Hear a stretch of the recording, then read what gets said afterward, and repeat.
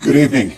After a two-day manhunt, 2 sleepless nights, law enforcement have apprehended Vance Bolter. That's 48 hours that law enforcement involved in a complex and dangerous man. Tim Walz. I don't know who thought he was a good idea. He was like a second iteration of Tim Kaine, but even worse. Clashes like this don't come around often, even in today's tense political climate. Lindi Li, Tim Walz's challenger, is a powerhouse in her own right. Picture the contrast. Walz has long relied on his steady, cautious persona to connect with voters, but now he's standing center stage under the bright lights of live television, and the one person holding him back from coasting through? Lindi Li, armed with razor-sharp wit and biting sarcasm, she knows exactly how to spotlight flaws and call out hypocrisy. Who could possibly think it would be a good idea to lie about being in Tiananmen Square when you were in Nebraska? I mean, come on, it's just so beyond the pale. And now he's thinking about running for president? Didn't he get the memo that the American people do not want a second coming of Kamala Harris and Tim Walz? And Kamala is in California considering a run for governor. We do not want any more DEI woke, any of that. We just don't. We're done with the woke and trans. You might be asking yourself why any of this really matters. The truth is simple. It's almost impossible to turn away when a carefully built political image, crafted and polished over years, suddenly starts to crumble before everyone's eyes. Out of bounds. And how soon was it after the election? Like a week or two. It wasn't at that point. I was just asking questions. Like, it wasn't even. I was like, what happened to the $2.5 billion we raised? Why did we spend it on Beyonce? Why did we spend 2.5? Why did we spend millions of dollars on Oprah? Like legitimate questions that needed to be answered.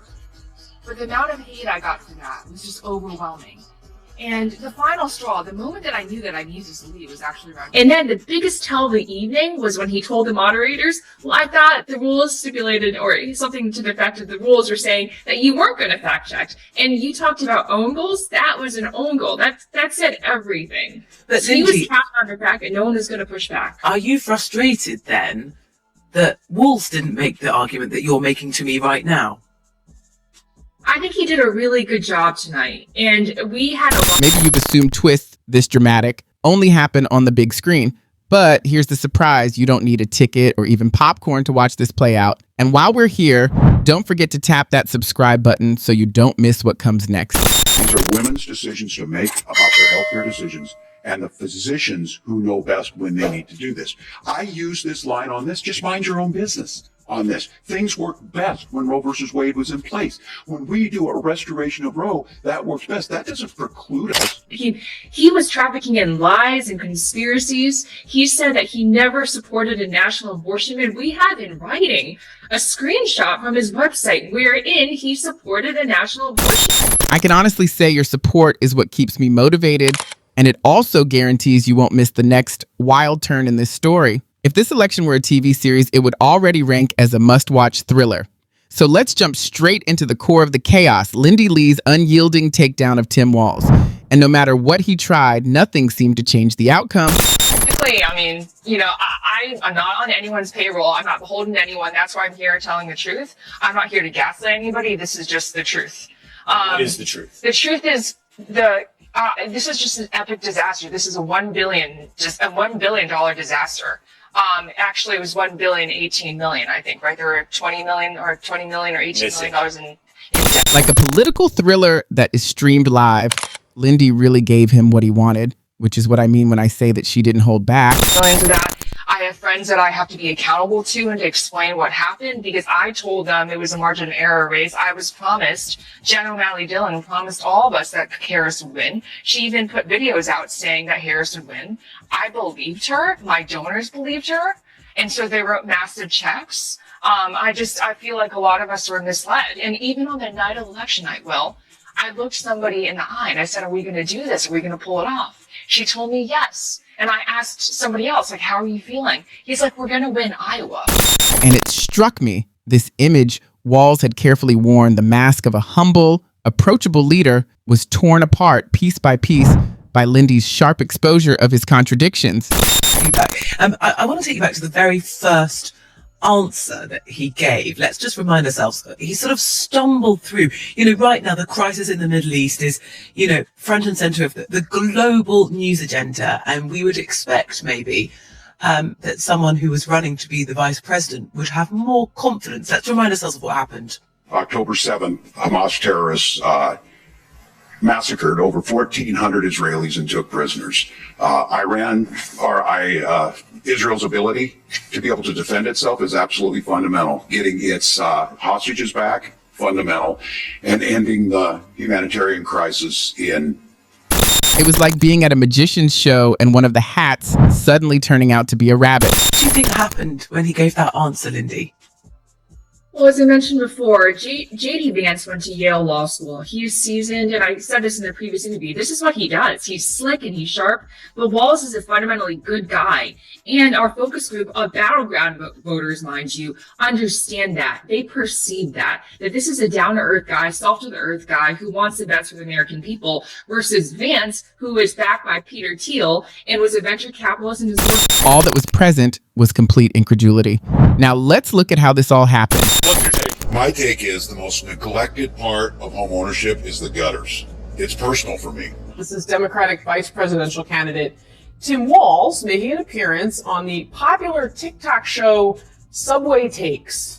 Had problems with gutters before. You get your basement wet, you get ice dams, cause a lot of problems. How often do you like looking at gutters? I look quite often, surprisingly, because Like I kind you're of judge it. inspecting. I try not to be judgmental on people, but when I see a well-tended gutter, Walz built his brand on the image of a regular, trustworthy neighbor, the kind of person who seemed down to earth in both words and wardrobe. But Lindy wasn't satisfied with surface impressions. Like an investigator dissecting a case, she cut straight through his talking points, uncovering the contradictions he'd rather keep hidden. Take his stance on abortion, for example. For years, Walz insisted he opposed a nationwide ban, repeating over and over that he stood with women's rights. Then Lindy brought receipts, an old screenshot from his own website where he openly defended the ban. The impact was brutal, like a punch you never see coming. And that was only the beginning. Walz, like many politicians, had his share of questionable stories. One of the most infamous was his bold claim of joining the protests at Tiananmen Square, positioning himself as a defender of freedom. Yet Lindy laid out evidence showing he wasn't anywhere near China. He was safe in Nebraska. The fallout was enormous. Viewers were left wondering how anyone could pretend to play such a heroic role in one of history's most sensitive moments. But Lindy didn't stop there. She dug into his record as a state leader, especially his handling of public funds. Walz often bragged about responsible budgeting, yet Lindy highlighted suspicious allocations in the roughly $2.5 billion raised during his administration. Why, she asked, were millions of taxpayer dollars spent on celebrity appearances by the likes of Oprah and Beyonce? To the public, it looked less like governance and more like indulgence. The problems didn't end with finances. Walz's Law and Order record revealed another crack in his carefully polished image. Attempting to please both conservatives demanding tough policies and progressives calling for reform, he ended up pleasing no one. Lindy compared his approach to trying to skate uphill, awkward, confusing, and doomed to fail. Walz may like to frame himself as pragmatic, but Lindy showed that his style leaned more toward uncertainty than balance. Closing venues, reopening them, then locking them down again, his leadership seemed less like steady guidance and more like rolling dice with the public's future. Walz's delivery was as shaky as a toddler learning to walk, no matter how confidently he tried to frame his words. Another heavy hit came when Lindy confronted his use of religion as a tool for moral authority. For years, Walz leaned into the image of a man guided by faith and compassion, presenting himself as a figure the public could trust without question. But Lindy wasn't about to let that slide. She pressed him on whether his so-called empathy went beyond polished speeches, reminding the audience that actions speak louder than pious declarations. In doing so, she recast him as a performer of faith-driven politics rather than a genuine believer, another crack in his carefully maintained facade. Her argument carried weight because when a politician's policies contradict their preached values, charm alone can't hold the story together. Each misstep on stage wasn't just an error, it felt like a collapse of the entire image he'd worked so hard to build. Lindy didn't just snap a picture of his flaws, she unveiled a mural of deception. Stripping away the carefully stitched mask he wore, she also turned attention toward his political ties. What once looked like trusted alliances and long-term coalitions now appeared more like power plays in a chess match, where influence was traded and credibility put at risk. Under her spotlight, those partnerships lost their warmth and looked more like bargains struck in smoky backrooms. Adding to the drama, Lindi contrasted his words about stability and progress with the reality of his record, exposing the widening gap between rhetoric and results. What emerged was a web of contradictions that mirrored the messy nature of politics itself. By the end, Lindi's takedown was no ordinary critique. It pulled back the curtain on the version of Tim Walz many suspected but had never fully seen. This wasn't just about one leader's reputation. It was about demanding honesty in a field dominated by masks and slogans. With his brand shaken and his trustworthiness in question, audiences everywhere were left reevaluating what they expect from those in power. So, what's your take on all of this? Do you think it was justified to strip back the layers? Or was it too harsh on someone simply navigating the stormy waters of politics? Drop your thoughts in the comments. I'd love to hear what you think.